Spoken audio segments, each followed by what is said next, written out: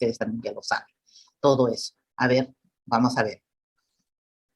Voy a mostrar para que ustedes lo vean.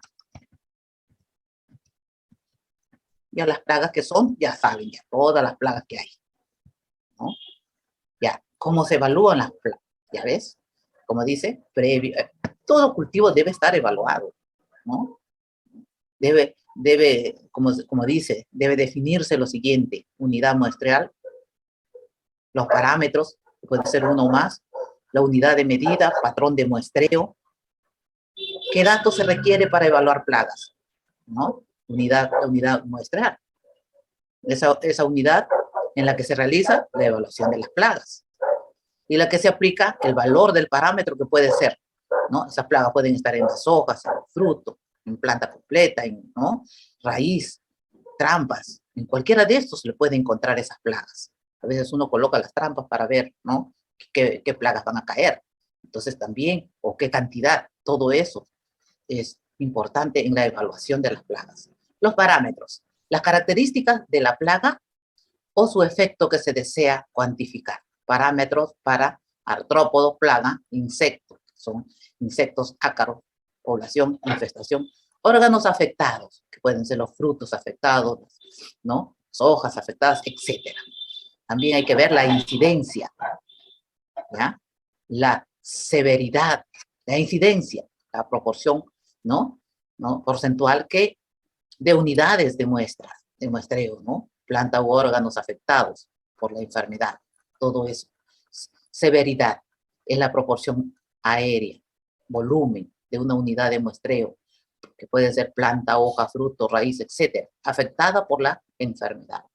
En porcentaje, grados, escala, cada grada representa un rango de severidad, ¿no? Y todo eso, para hacer esa evaluación, tienen que estar bien capacitados, ¿no? Generalmente, ¿no?, los ingenieros están a cargo de esas cosas y hay muchos también biólogos que entran a trabajar ahí.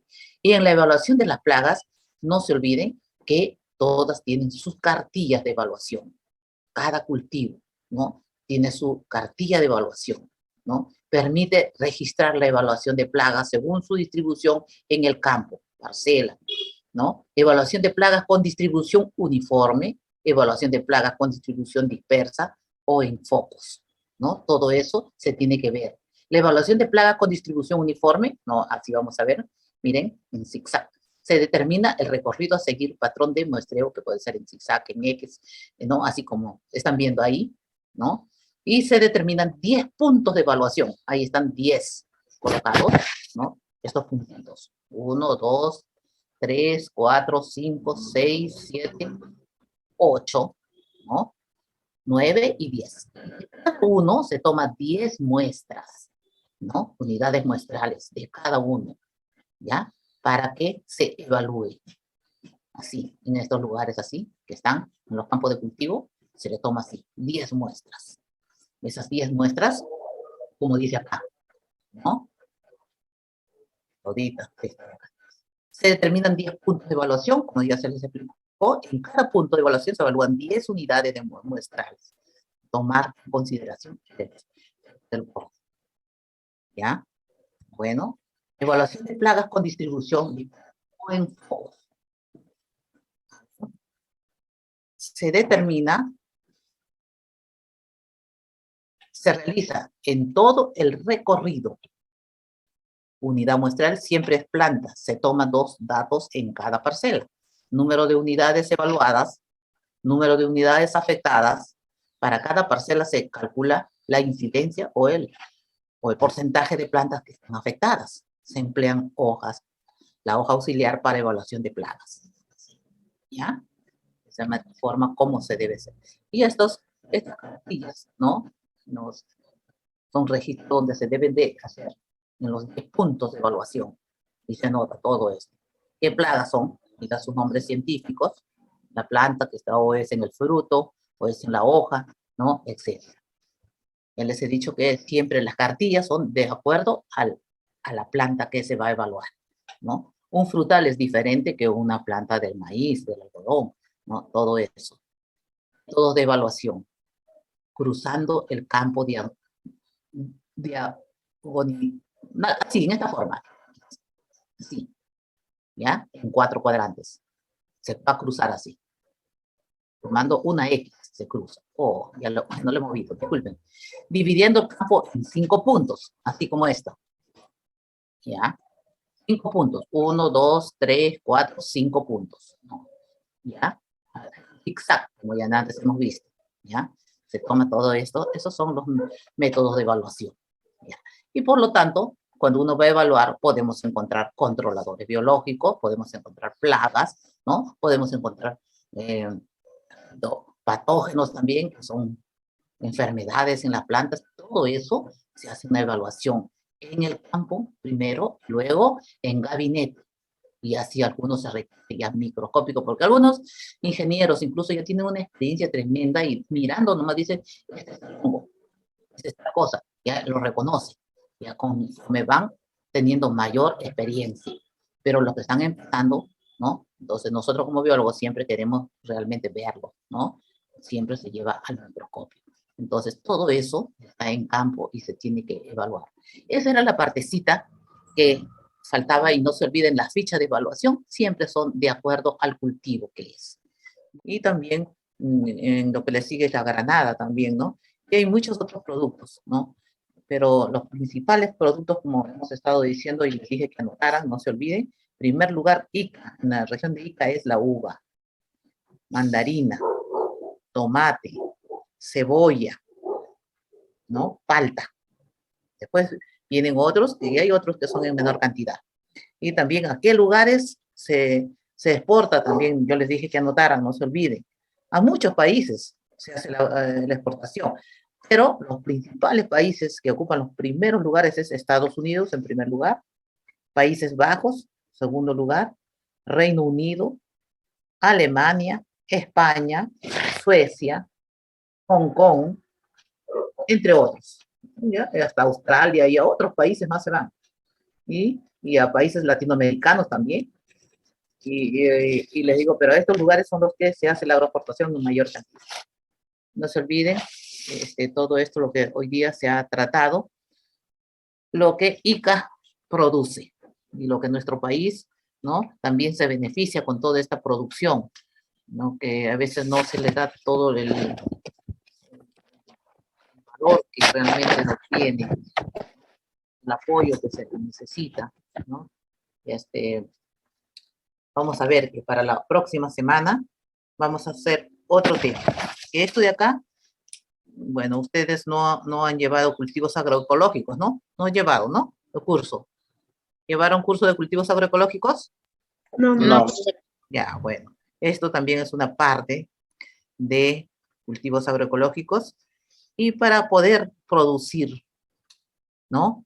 Algo muy bueno, tenemos que cuidar, ¿no? El suelo, proteger el suelo. Si queremos nosotros hacer una producción solamente con controladores biológicos, porque el curso es así, controladores biológicos, nada más, aplicando controladores es para todas las plagas. Entonces, si queremos hacer eso, entonces mucho mejor si lo haríamos, ¿no? Sin cosas químicas, sin venenos. Pero aún así, los fundos, como les estoy diciendo, actualmente están usando, pero dejan descansar un tiempo de los venenos y todo eso, y luego agregan los controladores biológicos. Pero eso es por un momento. Pero si lo quiero mantener en un cultivo ecológico, se va a mantener siempre, ¿no? Porque está protegido. Entonces, si quiero tener algo muy bueno, eficaz todavía, vamos a sembrar en un suelo que realmente se merezca. Y para eso, la otra semana va a ser el tema de suelo, ¿ya? La cuarta semana. Así es que para los que les toca exponer, vamos a hablar sobre el suelo, sus prácticas agroquímicas que se requiere, el manejo mucho mejor si es un manejo ecológico, ¿no? Para cultivos agroindustriales, como lo que tenemos, ¿no? Y tenemos que llevarnos ese orgullo de acá de Ica, que es una región agroexportadora en primer lugar. Y está en el Perú, uno de los mejores de agroexportación a nivel mundial también. Y sino de que no le damos tanta importancia. Hay muchas peleas políticas nomás, ¿ya? Y debemos de cuidar nuestro suelo, nuestro ambiente, para poder tener una buena producción. Bueno, eso va a ser para la próxima semana.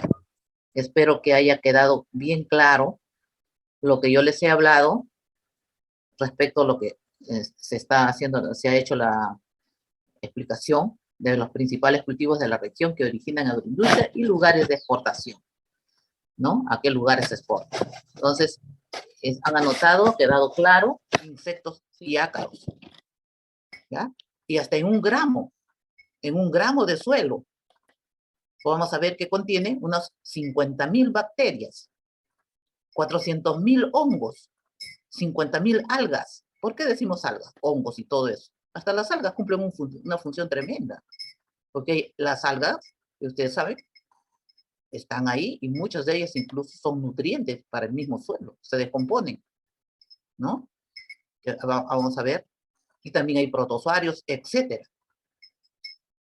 También ahí en el suelo vamos a encontrar elementos minerales, que se compone de elementos minerales, de rocas, ¿no? Hay, también el suelo se compone de agua, aire y todo eso que va a ayudar. Entonces, como decíamos, pero el suelo de ahora ya no es el suelo de antes. Ahora ya no se siembra cultivos que están asociados, ¿no? En un suelo bueno que se debería de manejar, se debe asociar con cultivos, no de hacer monocultivos. Desde que el hombre empezó a utilizar todos los minerales para los suelos, empezó a seleccionar, quiero solamente algodón, algodón, quiero puro verdura, tal verdura, puro esa verdura. En cambio, si se hace asociación, se van a ayudar ambos o varios que estén juntos, se protegen, se ayudan, ¿no? Mutuamente, ¿no? Entonces, todo eso se ha perdido. Ahora se hace un monocultivo y solo se está reclamando la urea en más cantidad. Y ahora que se habla de tanta pobreza de los agricultores y todo, solamente se habla de la urea, pero no se puede imaginar que en la sierra, habiendo tantos pastos, habiendo tantas cosas que hay, se podría hacer con los desechos de las vacas y todo que están, se puede hacer compost, se puede hacer biol, se puede hacer varias cosas y se mejora el suelo. Y ustedes ya saben que en el perfil del suelo, ya ustedes ya llevaron esos cursos, ¿no? Hay horizontes, ¿no? Horizonte A, horizonte B, horizonte C, horizonte D, y ustedes saben que en el horizonte A es donde es las plantas que van a crecer, ¿no? Ya, y, el resto ya va a disminuir, ya pues la producción no va a ser igual. La B ya más profundo, la C y la D ya es roca. Bueno, esos son ya lo que ustedes vienen habiendo hecho esos estudios de suelo, pero ahora estamos haciendo para que ustedes puedan recordar más que nada. Les voy a decir también, para ese suelo se puede hacer prácticas, ¿no? Que sean beneficiosas para ese suelo y que incluso los incas, desde antes que llegaron los españoles, ya ellos hacían una agricultura excelente y hacían los andenes, ¿no? Esos andenes. ¿Y por qué lo hacían? Vamos a también hablar hoy día.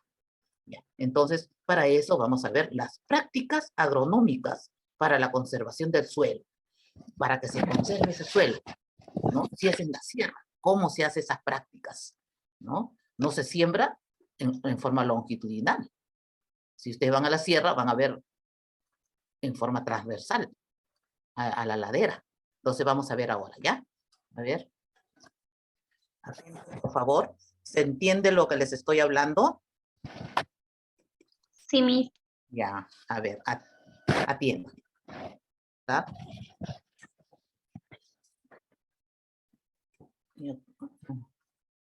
De este curso. ¿Está?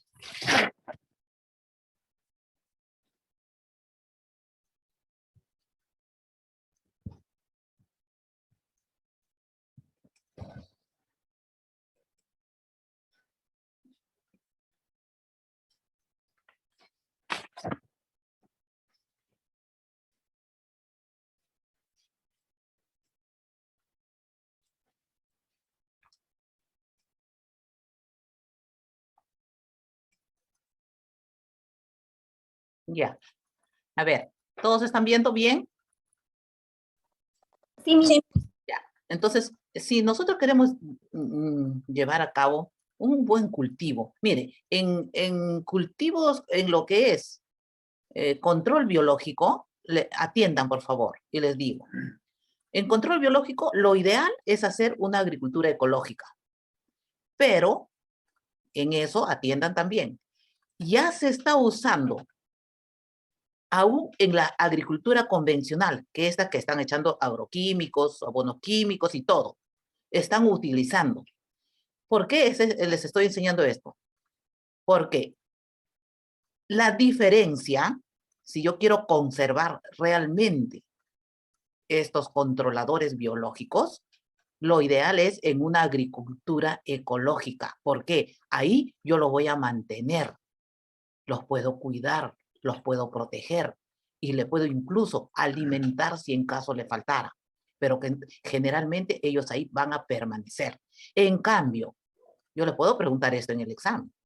Si se aplica en una agricultura convencional, como la que acá en Ica todavía no se habla de agricultura ecológica en esta región, salvo en Ocucaje hay un lugar que es del señor Benavides, ¿cómo se llama?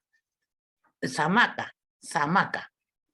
Ese lugar de Samaca, de acá de Ica, que está por Ocucaje, ya cerca del mar, es hermoso. Yo los he llevado a los alumnos cuando hacían agricultura ecológica, entonces ahí sí es ecológico el producto. Cuando antes vendían, hace años, vendían acá el producto ecológico, nadie compraba, porque no sabían qué cosa es orgánico. Imagínense, porque ya tanto nos metieron en el cerebro los agroquímicos. Entonces el señor se fue a Lima y él es uno de los que hace promoción de la agricultura ecológica en Lima en las ferias. Y también ahora sí ya se está llevando a cabo acá en Ica. Pero muy poco, más es en Lima, todos los fines de semana. Entonces, ¿qué cosa les digo? Para mantener estos controladores biológicos es lo ideal en una agricultura ecológica, pero también se está usando en la agricultura convencional con la diferencia de que para que funcione, según dicen, hay que dejarles de echar los agroquímicos por un tiempo y ahí se los aplican, pero después de nuevamente empiezan con los agroquímicos y mueren estos controladores, no van a permanecer. Mientras que en una agricultura ecológica, ahí sí, si yo aplicara, lo voy a mantener ahí. Esa es la gran diferencia. ¿Me entendieron, jóvenes? Quiero que me escuchen. ¿Se escucha o no? Ya, entienden la diferencia, ¿no? ¿Puede volver a repetir, por favor? Les estoy diciendo, controladores biológicos mejor se mantienen en una agricultura ecológica. Se mantienen, se conservan, ahí se van a vivir, van a reproducirse y todo. En cambio, en la agricultura convencional, como ya se está aplicando en varios lugares, y acá en Ica también en los fundos donde se echan venenos y todo, también están aplicando, pero dejando un tiempo descansar ese cultivo de los agroquímicos, de los venenos, para que no mueran, porque si no, ahí mismo no va a funcionar. Entonces, le aplican, ¿no? Dejan descansar de los venenos, aplican a los controladores biológicos y luego, al tiempo, nuevamente siguen con los venenos y ellos ya mueren. Ya funcionó en el momento que ellos han querido, nada más. Esa es la diferencia. ¿Ahora sí me entendieron? Sí, Ya, muy bien. Ahora, vamos a ver las técnicas para mantenimiento, conservación de la fertilidad del suelo. ¿Por qué es importante saber esto? Para poder tener el cultivo, ¿no? ¿De dónde van a brotar? De ahí del suelo. Es como el vientre de la madre, ¿no? Nosotros vamos a dar a luz a nuestros hijitos porque están dentro de nosotros, ¿no? La mamás. Entonces, ahí al inicio se van a nutrir todo, y luego, en cambio, ¿qué cosa? Cuando un suelo, en cambio, en la agricultura convencional, el suelo solamente sirve como un soporte, ¿ya? Nada más. ¿Para qué? Se soporte ahí. Va creciendo y nada más le siguen echando todas las cosas que necesitan, los químicos. En cambio, en una agricultura ecológica, ahí vamos a ver cuáles son esas técnicas para mantener el suelo fértil. Esas prácticas agronómicas, hay naturales y hay las que no son naturales. Vamos a ver. No, las que no son naturales no quiere decir que se va a hablar de cosas que no son permitidas en la agricultura ecológica. Ahorita lo van a ver. Ya, las prácticas agronómicas. Tenemos para conservar ese suelo, para no dañarlo, ¿no? No es como cuando echan muchos agroquímicos y venenos, el suelo ahorita ya no sirve, ya no tiene los nutrientes que necesita, porque ya pues se ha dañado demasiado. Ya, y esas técnicas para mantener ese suelo, vamos a ver. Ya hemos hablado qué cosa es el suelo, ¿no? Vamos a ver, ya hemos, para qué lo podemos utilizar el suelo, ¿ya? Conservación del suelo. Es un sistema de producción agrícola sostenible que comprende un conjunto de prácticas, ¿no? Agronómicas adaptadas a las condiciones locales de cada región. La agricultura de la costa, de la sierra, de la selva, no es igual. Por eso, esto es lo que dice.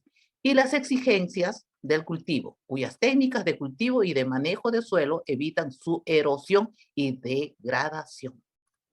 Mejora su calidad y biodiversidad. ¿Se dan cuenta? Es importante saber eso. Contribuye al buen uso de los recursos naturales, como son el agua y el aire, sin menoscabar los niveles de producción de las explotaciones. Vamos a ver acá. Los métodos naturales. ¿Por qué se dice labranza mínima? Vamos a ver, labranza mínima. Estos son los métodos naturales, ¿ah? Surco de contorno, barreras vivas, rotación de cultivos, policultivo o asociación, cultivos de cobertura y abonado de suelo. Cada uno, vamos a verlo ahorita, labranza mínima. ¿Ya? A ver, ¿por qué se dice labranza mínima? Significa remover, o sea, no pasar esas grandes maquinarias que ahorita, ¿no? Pasan. Imagínense, cuando pasa de esas maquinarias tan pesadas al suelo, ya les he hablado por gramo y por metro cuadrado qué cantidad de microorganismos de todos lo que hay en el suelo. Son chancados, molidos por esas tremendas maquinarias pesadas y encima todavía lo remueven, lo levantan y lo voltean y lo dejan al sol. Vienen los pajaritos, vienen o se secan y mueren. En cambio, cuando la labranza es mínima, no se va a dañar ese suelo. Significa remover y aflojar la tierra solo donde se va a sembrar. Incluso hay lugares donde hacen cultivos ecológicos, solamente después está todo acolchadito, todo, y donde se va a sembrar, ahí nomás meten la lampita y lo remueven en ese lado y lo meten la semilla. Y sale pues un producto excelente. Se va a sembrar así, de esa manera, dice, como les vuelvo a decir, significa remover y aflojar la tierra solo donde se va a sembrar. Así conservas la estructura, evitas la compactación del suelo, como lo que les estaba diciendo, en una agricultura de ahora se compacta mucho el suelo ya está estéril casi. Se evita eso. Aumentas la fertilidad y ahorras trabajo, agua e insumos. Todo eso, ¿no? Es una norma bastante común la pasada de herramientas livianas, eso es lo que les decía, no como la que hay ahora, ¿ya? Bueno, eso como disqueras, previo a la siembra en directa. Esta práctica deja el suelo movido y parcialmente descubierto vegetal, parcialmente nada más, no total. Surcos de contorno, ¿ya? ¿Cómo son esos surcos de contorno? ¿Ya? A ver, surcos. Donde hay alturas, ¿ya? Nosotros tenemos que ver y felicitar a los incas, ¿no? De ese tiempo ya ellos hacían esos surcos. Consiste en realizar, y también acá, por los molinos, así, la gente ya sabe. No siembra en forma longitudinal si hay una altura, sino, así como están viendo, consiste en realizar todas las labores y operaciones culturales en contorno, o sea, a curva de nivel, o perpendicular a la pendiente, no en forma no así, sino así, perpendicular, así. Su función, ¿por qué? Porque viene el agua con fuerza, llueve, lo que sea, y ellos no van a ser arrastrados. Si estuviera así la siembra, todito los arrastra y el suelo incluso se degrada, se daña. Su función es constituir un obstáculo que impide el paso del agua. Así, siembran así, va a impedir. Es para disminuir así su velocidad. Y esa velocidad que viene va a retenerse. Es como que nos paráramos frente a algo y se va a disminuir esa velocidad. ¿Ya? Ya. Y su capacidad de arrastre del suelo también. Ya. Va a ayudar. Así. La siembra así. Esto lo es incorrecto. Porque viene el agua, se lo lleva todo, incluso daña el suelo. No. Retiene, incluso de algunas ya estas hojitas entonces se descompone y ayuda todavía a mejorar el suelo. Así. Ya. Entonces, ya saben, los surcos de contorno, ¿qué es? Son, a ver, no se olviden, métodos naturales. ¿Ya? Estamos en surcos de contorno. Ya hemos hablado todo esto. Ahora vamos a ver barreras vivas. Y esto sí ya están haciendo incluso en algunos lugares, ya que incluso en fondos se están haciendo, se han copiado, pero en realidad, si fuera una agricultura ecológica propia, sería mucho mejor. Barrera viva, ¿eh? Vivo, ¿ya? Son árboles o plantas ya, que se siembra así, perennes, ¿no? Que tiene que tener tiempo de vida bastante largo. Se siembra en forma perpendicular, no longitudinal, perpendicular, porque va a servir de barrera, ¿no? Entonces, en forma perpendicular a la pendiente, ¿ya? A la dirección del viento o en contorno, con la finalidad de disminuir el poder erosivo. Eso, estamos en la conservación del suelo, para que no se erosione el suelo, ¿ya? O contener partículas desprendidas por la erosión eólica también. Estas barreras vivas protegen el suelo, ¿ya? ¿No? Protegen el suelo que se erosiona y disminuye la velocidad de la corriente del agua, claro, con todo esto. Es una protección, ¿ya? Como que se pusieran soldados aquí y van a proteger. Así es, ¿ya? ¿Ya? Todo eso. Sus ventajas, todo esto que ya les he hablado, controla la erosión, ¿no? Y todo eso va a mantener la fertilidad del suelo, todas estas hojitas que caen, ¿no? Con toda la humedad que viene, se descompone y son alimentos, y al descomponerse se van a transformar en compost y un natural, ¿no? Se va a utilizar también la madera, ¿no? En un momento dado que ya se necesita, ¿no? Todo eso es ideal. Importante, barreras vivas. Ahí están las barreras vivas, miren. Miren, son barreras vivas. Vivas porque están vivas, pues, las plantitas. Ellas van a ayudar a eso. Rotación de cultivos. Ustedes ya saben por qué se rota el cultivo, ¿no? En un cultivo, cuántas veces se siembra ese mismo cultivo, ya no va a tener la ventaja que tiene cuando se hace una rotación, ¿no? Se define como la sucesión de cultivos diferentes en ciclos continuos sobre un área de terreno determinado, ¿no? ¿Por qué se hace? ¿Por qué? Vamos a ver las ventajas. Lograr la ocupación máxima del suelo en espacio y tiempo. Mantener una cobertura permanente. Disminuir los riesgos de erosión. Claro. Mantener y mejorar la fertilidad del suelo. Por decir, esta de acá, ¿no? Se ha sembrado, ¿no? Luego se puede ir rotando. Esta de acá tiene más nutrientes, ¿no? Es una leguminosa. Va a dejar más nutrientes en todo, ¿no? En el suelo, también como pastito que queda para descomponerse, tiene bastante nitrógeno, en vez de estar usando urea, ¿no? Todo eso ayuda a prevenir incidencias de plagas, claro, algunos hacen eliminar las plagas que han estado ahí. Si vuelvo a sembrar esto, las mismas plagas que había acá, va a continuar, mientras que cambio, ya pues no es su alimento de esto, van a morir, pues se van. Ayudar a prevenir incidencias de plagas y enfermedades, reducir efectos negativos del clima o fluctuación de los precios de productos. También todo eso. Por eso se usa la rotación de cultivo. policultivo, así, en un cultivo, eso se hacía antes, ¿no? Ahora, ¿qué se hace? A ver, ahora, en un cultivo ideal que sea, se debe hacer un policultivo. Un policultivo o asociación de cultivo.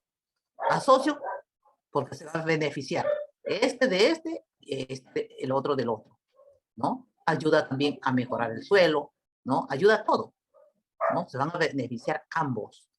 De repente uno le va a ayudar, si pongo una leguminosa, va a mejorar en nutrición del suelo. Si pongo una plantita que a la plaga, ¿no? Entre ambos, dice, a ver, vamos a ver acá, de lo que les estaba explicando. Mediante el cultivo de 2 o más especies diferentes de la misma parcela, se logra que se beneficien mutuamente o se beneficie una de ellas sin verse afectada la otra. También, para la elección de las plantas de la asociación, buscaremos que estas cumplan las circunstancias siguientes. Crecer mejor juntas, claro, que vivan en asociación, por eso, ¿no? Juntas, pero bien. No competir entre ellas. Ser inmunes a las secreciones de la otra planta. Constituye un método de control biológico de plagas y enfermedades. Claro, como les decía, de repente hay una planta que está ahí, va a hacer que se alejen las plagas. Y puede haber otras que atraigan los controladores, etc. Por todo eso se puede hacer una asociación de cultivos. Cultivos de cobertura, ¿no? En las coberturas son plantas, ¿no? Que van a proteger, que sirve para que proteja el suelo de la erosión, ¿no? Y esos cultivos de cobertura pueden ser leguminosas o pueden ser gramíneas también, que van a dejar en esos lugares bien nutridos al suelo, ¿no? Favorecen la acción de microorganismos. Estos se aplican en terrenos con intensas precipitaciones, ¿no? Entonces viene el agua y estos están acá, ¿ya? Y toda esta plantita va a hacer que ayude en estos suelos a mejorar la calidad, ¿no? Se emplean cultivos con abundante parte aérea, por ejemplo, frijol, castilla, alfalfa también, gramíneas también. Ventajas: reciclar elementos nutritivos, elevándolos de horizonte, claro, demasiado profundos o permitiendo aprovechar elementos bloqueados en el suelo. Ayudar, impedir la erosión del suelo. Esto es muy importante. Al mantenerlos cubiertos con vegetación. Miren, mejorar la estructura del suelo y la estabilidad estructural. Permitir una elevada actividad microbiológica, claro, aquí están todos vivos. Entonces, están ahí la actividad microbiológica. Mejor, servir de nicho ecológico, ¿no? Pueden venir acá, incluso aves, ¿no? Esos pajaritos, animalitos que les gusta estar acá. Y todo eso ayuda a aportar materia orgánica al suelo. Y eso es lo que les decía, ¿no? Las hojas se descomponen y todo, y ya. Como les decía, puede ser frijol, castilla, alfalfa, también pueden ser, ¿no? Así, como el maíz, también puede ser. A ver, ya, protege el suelo, mucho tiempo así, por decir, nos sirve como cobertura, ¿no? Y esto me va a ayudar a ese suelo. Por ejemplo, hay cultivos, por ejemplo, la vid o no, un cultivo X, y